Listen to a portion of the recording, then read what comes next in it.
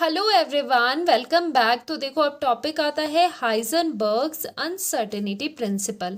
तो देखो ये प्रिंसिपल क्या कहता है कि किसी भी पार्टिकल के लिए उसकी exact position and exact momentum determine करना इम्पॉसिबल है साइमल्टेनियसली। मतलब आप एक पार्टिकल की एग्जैक्ट पोजीशन एंड उसका एग्जैक्ट मोमेंटम या फिर आप वेलोसिटी भी कह सकते हो, इन दोनों चीज़ों को आप साइमल्टेनियसली डिटरमाइन नहीं कर सकते एक्यूरेसी के साथ। ठीक है, अगर मान लो आपने किसी पार्टिकल की पोजीशन को डिटरमाइन कर लिया विथ 100% एक्यूरेसी, ठीक है, तो क्या होगा अगर आप उसकी मोमेंटम को फाइंड आउट करोगे, डिटरमाइन करोगे, तो उसमें क्या आ जाएगा, आपके पास अनसर्टेनिटी आ जाएगी या फिर कहोगे आप उसमें एरर आ जाएगा। ठीक है, so at a given time, same time पर आप exact position and exact momentum नहीं निकाल सकते किसी भी पार्टिकल का। ठीक है, यहाँ पर डेफिनेशन में इलेक्ट्रॉन लिखा है, आप यहाँ पर किसी भी पार्टिकल के लिए ये डेफिनेशन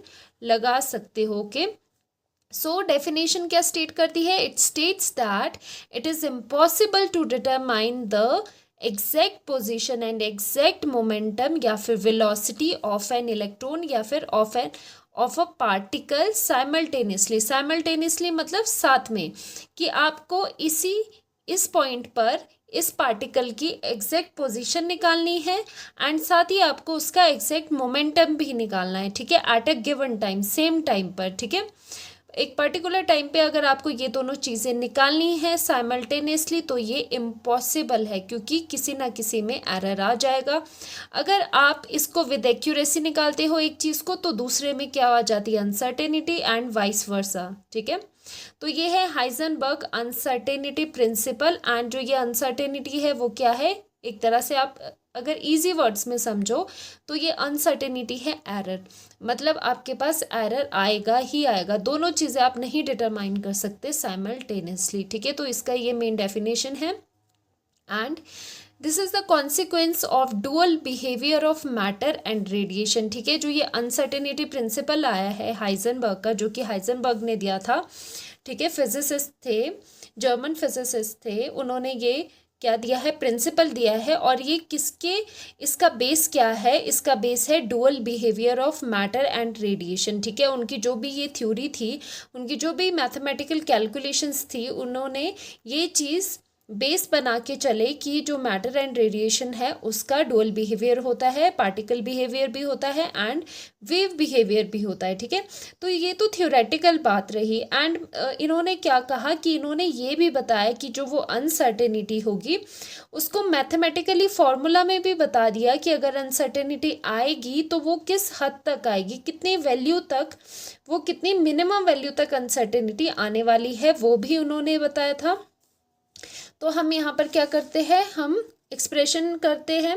अब देखो, मान लो लेट मान लो X be the position of a particle. ठीक है, वैसे हम यहाँ पर किसके लिए कर रहे हैं, इलेक्ट्रॉन के लिए ही हम यहाँ पर डिस्कशन करते हैं, लेकिन आप किसी भी पार्टिकल के लिए ये प्रिंसिपल को लगा सकते हो। और जो मैक्रोस्कोपिक एंड माइक्रोस्कोपिक में डिफरेंस आएगा वो भी मैं आगे जाके करवाऊंगी कि ये जो हाइजेनबर्ग अनसर्टेनिटी प्रिंसिपल है ये माइक्रोस्कोपिक पार्टिकल्स के लिए, जैसे सब एटॉमिक पार्टिकल में इलेक्ट्रॉन हो गया या फोटोन हो गया, उनके लिए ही ये क्या है, ये उनके लिए ही ये सिग्निफिकेंट है। एंड मैक्रोस्कोपिक के लिए ये क्या है, मैक्रोस्कोपिक बॉडीज़ के लिए लगता तो उनमें भी है, लेकिन वहाँ पर ये इफ़ेक्ट क्या है, ये प्रिंसिपल से ये निग्लिजिबल इफेक्ट आता है हाइजेनबर्ग अनसर्टेनिटी प्रिंसिपल का, इसीलिए वहाँ पर ये आपको देखने को नहीं मिलता है। ठीक है, सो लेट कर देते हैं x be the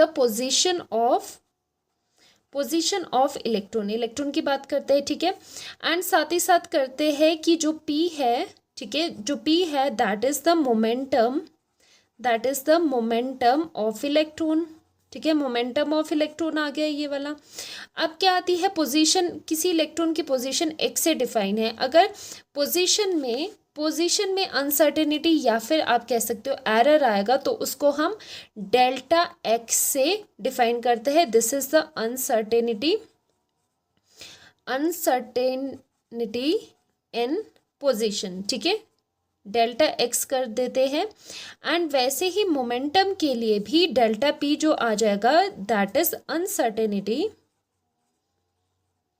uncertainty in momentum. ठीक है, ये हो जाता है अनसर्टेनिटी इन मोमेंटम। ओके, तो इस बेसिस पर कि जो आपकी अनसर्टेनिटी आएगी जब आप मेजरमेंट ले रहे होगे पोजीशन का या मोमेंटम का साइमल्टेनियसली, तो उस टाइम पे क्या हो जाएगा, आपके पास एक रिलेशन आएगा दैट इज इक्वल्स टू कि uncertainty in position multiplied by uncertainty in momentum is greater than और इक्वल टू h/4π। ठीक है, तो ये वाला रिलेशन आ जाता है, तो ये वाला इंपॉर्टेंट रिलेशन है एक आपके पास। दैट मीन्स जो हाइजनबर्ग थे उन्होंने आपको ये बताया कि बेशक अनसर्टेनिटी है, लेकिन ये भी उन्होंने बताया कि ये जो दोनों अनसर्टेनिटीज़ है इन पोजीशन एंड इन मोमेंटम, इनका जो प्रोडक्ट होगा उसकी जो मिनिमम वैल्यू होगी वो होगी h/4π। जो मिनिमम आपको एरर देखने को मिलेगा या फिर अनसर्टेनिटी दोनों की देखने को मिलेगी, दोनों के प्रोडक्ट की, वो मिनिमम वैल्यू इसके बराबर होगी या इससे मिनिमम वैल्यू ये होगी एंड इससे ऊपर ये वैल्यू होगी। ठीक है, सो h/4π होगी, इक्वल का मतलब है या तो h/4π होगी अनसर्टेनिटी या फिर उससे ज़्यादा ही होगी। ठीक है, तो मिनिमम वैल्यू है h/4π। तो यहाँ पर h क्या होता है, तो यहाँ पर h हमें पता है क्या है, that is the Planck's constant. ठीक है, तो ये जो h है that is the Planck's constant, इसकी वैल्यू आपको पता है क्या होती है 6.626 इंटू 10⁻34 जूल सेकेंड। तो ये था अनसर्टेनिटी। एंड साथ ही साथ अब हमने यहाँ पर डेफिनेशन में देखो क्या लिखा है, वेलोसिटी मोमेंटम के साथ और करके मैंने वेलोसिटी क्यों लिखा है वो भी मैं बताती हूँ आपको। देखो जो मोमेंटम होता है, जो मोमेंटम आपके पास होता है, मोमेंटम जो p होता है that is multiplication of mass of the body, जिसका आप मोमेंटम लिख रहे हो फॉर्मूला, इनटू इट्स वेलोसिटी, तो वो होता है p इक्वल्स टू mv। अब इस इक्वेशन में पुट कर लोगे, अगर इसको हम फर्स्ट माने तो यहाँ पर करोगे put in first equation in equation 1, तो क्या हो जाएगा, uncertainty in position multiplied bye, अब देखो डेल्टा किसका होगा, इस पूरी टर्म का होगा, लेकिन वहाँ पर क्या हो जाएगा, मास आप बाहर रखोगे और डेल्टा v के साथ लगाओगे चेंज, क्योंकि मास क्या है, मास आपके पास क्या है, कांस्टेंट है। क्योंकि जो भी बॉडी मोशन में अगर है, ठीक है, मोशन में है तो क्या है, मास तो उसका चेंज नहीं हो रहा है, वेलोसिटी ही चेंज हो रही है, तो मास कांस्टेंट है, इसलिए इसका कोई भी यहाँ पर वेरिएशन नहीं दिखाएगी and that is greater equal to h/4π। ठीक है, अब ये मास को हम कांस्टेंट वाली साइड ले लेते हैं, तो क्या आ जाता है आपके पास relation, uncertainty in position multiplied by uncertainty in velocity is greater equal to h/4πm। ठीक है, h/4πm आपके पास ये रिलेशन आ जाता है। तो जो आप अपने न्यूमेरिकल्स में फॉर्मूला यूज़ करोगे, ये वाला भी फॉर्मूला यूज़ होता है। अगर डायरेक्टली आपको अनसर्टेनिटी इन मोमेंटम दिया है तो ये वाला करो, और अगर आपको वेलोसिटी का दिया है तो आप ये वाला करो। तो जर्नली जो फॉर्मूला वाइडली यूज़ होता है वो ये वाला है, क्योंकि इसमें वेलोसिटी है। ठीक है, सो दिस इज इम्पॉर्टेंट। तो दोनों ही फॉर्मूलाज हाइजनबर्ग अनसर्टेनिटी प्रिंसिपल के हैं। जस्ट हमने मोमेंटम में क्या कर दिया, मोमेंटम की वैल्यू खोल के यहाँ पर मास इनटू वेलोसिटी की अनसर्टेनिटी लिख ली। ठीक है, सो हियर जो डेल्टा वी है, डेल्टा वी क्या है, delta we is the uncertainty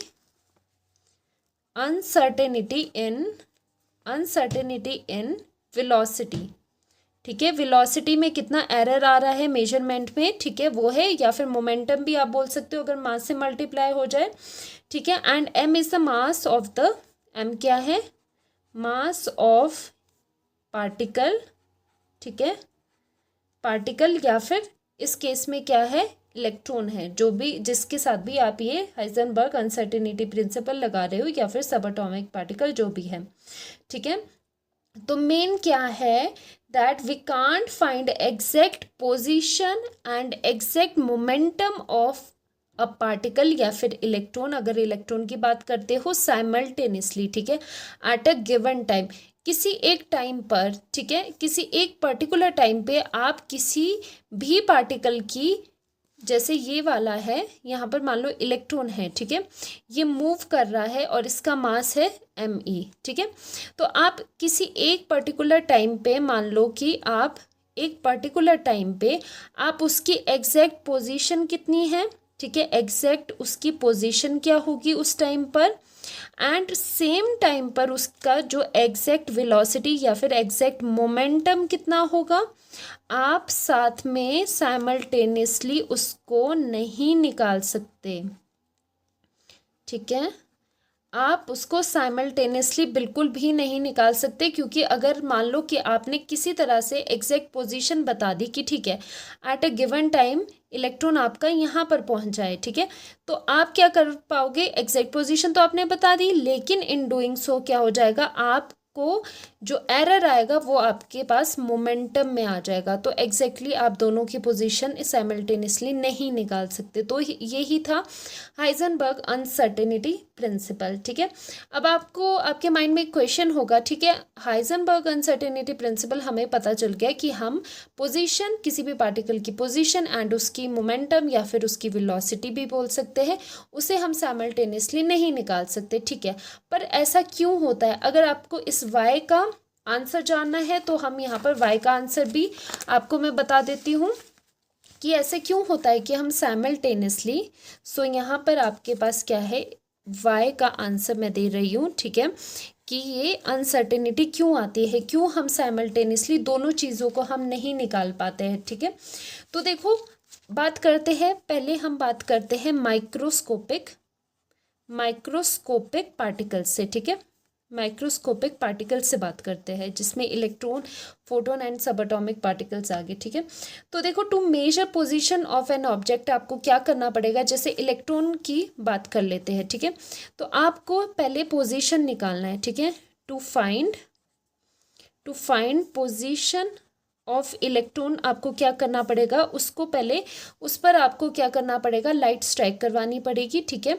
तो उसको आपको इल्यूमिनेट करना पड़ेगा विथ लाइट, ठीक है, इल्यूमिनेट करना पड़ेगा उसे आपको विथ लाइट, दैट मीन्स उस पर आपको फोटोन स्ट्राइक करवाने पड़ेगी, लाइट स्ट्राइक करवानी पड़ेगी, ठीक है। तो क्या होगा, मान लो कि यहाँ पर आपके पास इलेक्ट्रॉन है, ठीक है, तो आपने क्या करी, यहाँ से कुछ फोटोन ऑफ लाइट, तो यहाँ से फोटोन थे या फिर लाइट थी, उसको आपने, क्योंकि लाइट में क्या होते हैं, फोटोन्स होते हैं, तो मान लो कि फोटोन यहाँ पर इलेक्ट्रॉन पे स्ट्राइक करवाया, ठीक है।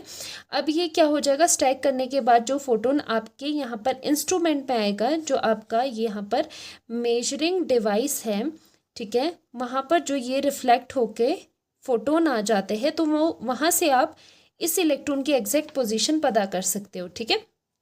अब क्या होता है, जब ये चीज़ हो रही है, जब फोटोन इस पे स्ट्राइक करता है, तो यहाँ पर ये फोटोन इलेक्ट्रॉन के साथ क्या हो जाता है, यहाँ पर इनका क्या हो जाता है, कोलिजन हो जाता है, ये कोलॉइड हो जाता है, कोलाइड होगा इसके साथ, इलेक्ट्रॉन के साथ। अब जब इलेक्ट्रॉन एंड फोटोन आपस में कोलाइड हो जाएगा, तो यहाँ पर क्या होता है, कोलाइड होने पे यहाँ पर होता है ट्रांसफ़र ऑफ मोमेंटम, ठीक है, ट्रांसफ़र ऑफ मोमेंटम होता है। अब ये मोमेंटम कहाँ से कहाँ पर ट्रांसफ़र हो रहा है, फोटोन के पास, जो फोटोन हो गए, ठीक है, जो आपके पास फोटोन हो गए उनके पास मोमेंटम होगा, वो ट्रांसफ़र करेंगे इलेक्ट्रॉन में, ठीक है। तो फोटोन के पास कुछ एक फाइनाइट वैल्यू ऑफ मोमेंटम होगी, तो वो ट्रांसफ़र करेगा अपना मोमेंटम इलेक्ट्रॉन के पास, ठीक है। तो देखो नो डाउट ये चीज़ करके हमने एग्जैक्ट पोजीशन तो निकाल दी, ठीक है, हमने यहाँ से मेजरिंग डिवाइस में इसका ऑब्जर्व कर दिया कि ठीक है इसकी पोजीशन ये है, हमने एग्जैक्ट पोजीशन तो देखो जब ये कोलिजन होता है तो क्या होता है, फोटोन के पास जो अपने पास एक मोमेंटम होता है, एक फाइनाइट वैल्यू ऑफ मोमेंटम होगी फोटोन के पास, वो क्या हो जाता है, वो इलेक्ट्रॉन को ट्रांसफ़र कर देता है। एंड अब क्या हो गया कि जो इलेक्ट्रॉन का जब ये ट्रांसफ़र हुआ, तो जो ये मैं स्टेप बाय स्टेप लिख रही हूँ, तो जो इलेक्ट्रॉन का मोमेंटम है, ठीक है, इलेक्ट्रॉन का जो मोमेंटम है अब क्या हो गया, वो हो गया इंक्रीज। तो देखो इन डूइंग दिस की एग्जैक्ट पोजीशन मेजर करने के लिए आपको, ठीक है एग्जैक्ट पोजीशन आपने निकाल दी, बट इन डूइंग सो कि finding the exact position of a particle क्या हो गया, उसका जो मोमेंटम है वो क्या हो गया, इंक्रीज हो गया। दैट मीन्स मोमेंटम की वैल्यू चेंज आ गई। तो क्या आ गई, अनसर्टेनिटी किस में आई, तो अनसर्टेनिटी किस में मिली आपको, फिर मोमेंटम में देखने को मिली। ठीक है, ये बिल्कुल ऐसा है कि एक पे अगर आप कोशिश करोगे कि एग्जैक्ट पोजीशन निकालने की तो दूसरा बिगड़ जाएगा, तो दूसरा क्या हो जाएगा, उसका मोमेंटम में अनसर्टेनिटी आ जाएगी, या फिर कह सकते हैं उसमें एरर आ जाएगा। तो दोनों चीज़ों को आप एक साथ नहीं कर सकते, नहीं मेजर कर सकते साइमल्टेनियसली, बिकॉज यहाँ पर क्या हो रहा है, मोमेंटम का ट्रांसफर हुआ फोटोन से इलेक्ट्रॉन में। ठीक है, और अगर बात करें हम इसकी, वी नो दैट कि हाइजेनबर्ग अनसर्टेनिटी उससे डी ब्रॉगली वेवलेंथ से कि जो लैम्डा होता है that is lambda equals to H upon M V या फिर मोमेंटम पी। ठीक है, तो अगर यहाँ से आप अगर मोमेंटम देखो, मोमेंटम की वैल्यू कितनी हो जाएगी, एच अपॉन लैम्डा। ठीक है, तो लैम्डा हम क्या करेंगे, हम लैम्डा यहाँ पर जो ये लाइट है, जो फोटोन हम यूज़ कर रहे हैं उसका जो लैम्डा है वो हम लेस वेवलेंथ का यूज़ करेंगे, सो दैट कि यहाँ पर मोमेंटम ज़्यादा हो। तो जो आपके पास यहाँ पर फोटोन आ रहा है उसका क्या है, उसके पास एक फाइनाइट वैल्यू ऑफ मोमेंटम है। ठीक है, जो कि इलेक्ट्रॉन अगर उसको गेन कर रहा है तो उसको फर्क पड़ रहा है। ठीक है, तो यही बात थी कि यहाँ पर कि ये बात करी हमने माइक्रोस्कोपिक पार्टिकल्स की, किस तरह से अनसर्टेनिटी वहाँ पर देखने को मिलती है, किस तरह से हाइजेनबर्ग अनसर्टेनिटी प्रिंसिपल वहाँ पर क्या करता है, वर्क करता है। अगर हम बात करें मैक्रोस्कोपिक की, ठीक है, ये बात आपको समझ आ गई होगी। अब बात कर लेते हैं मैक्रोस्कोपिक ऑब्जेक्ट्स की। ठीक है, अब उसमें ये चीज़ कैसे आप अप्लाई कर सकते हो, जैसे हम एग्जाम्पल अगर ले बास्केटबॉल का, ठीक है, बास्केटबॉल का एग्जाम्पल लेते हैं ज़रा। ठीक है, तो यहाँ पर आपके पास बॉल है, अब आपको इसकी position and momentum simultaneously measure करना है। तो देखते हैं अनसर्टेनिटी प्रिंसिपल कैसे लगता है। अब यहाँ पर फिर से आपने ये करा, यहाँ से फोटोन आपने यहाँ पर स्ट्राइक करवा दिया। ठीक है, वैसे मैं बता दूं आपको कि जो मैक्रोस्कोपिक ऑब्जेक्ट्स होते हैं तो उनमें क्या होता है, उनमें जो अनसर्टेनिटी प्रिंसिपल है ये हाइजेनबर्ग का, ये क्या होता है, निग्लेजिबल होता है। होता ज़रूर है लेकिन इसका इफेक्ट बिल्कुल निग्लेजिबल होता है। उसका भी मैं रीज़न बताती हूँ आपको। तो जैसे देखो फोटोन यहाँ पर इस बॉडी के साथ क्या हुआ, कोलाइड हुआ।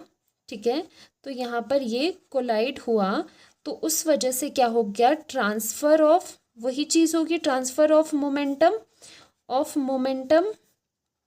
ठीक है, तो मतलब जो फोटोन था लाइट का, उसने अपना जो मोमेंटम था वो ट्रांसफ़र किया टू द बास्केटबॉल को। ठीक है, उसको अपना मोमेंटम दिया। अब क्या बात होती है, जो ये ट्रांसफ़र हो रहा है, ट्रांसफ़र ऑफ मोमेंटम हो रहा है, ये चीज़ क्या हो रही है, ये है नेग्लिजिबल। ठीक है, ये है निग्लिजिबल। ठीक है, तो ये निग्लिजिबल है। ऐसा क्यों होता है, क्योंकि ये निग्लिजिबल इसलिए है क्योंकि अगर आप मोमेंटम की बात करें कि जो इस फोटोन का मोमेंटम है एंड इस बास्केटबॉल का जो मोमेंटम है उनमें बहुत फ़र्क है। कि ये इसलिए है क्योंकि ये जो मोमेंटम ऑफ फोटोन है, ठीक है, जो ट्रांसफ़र हो रहा है, that is very less than the momentum of basketball, जो उसके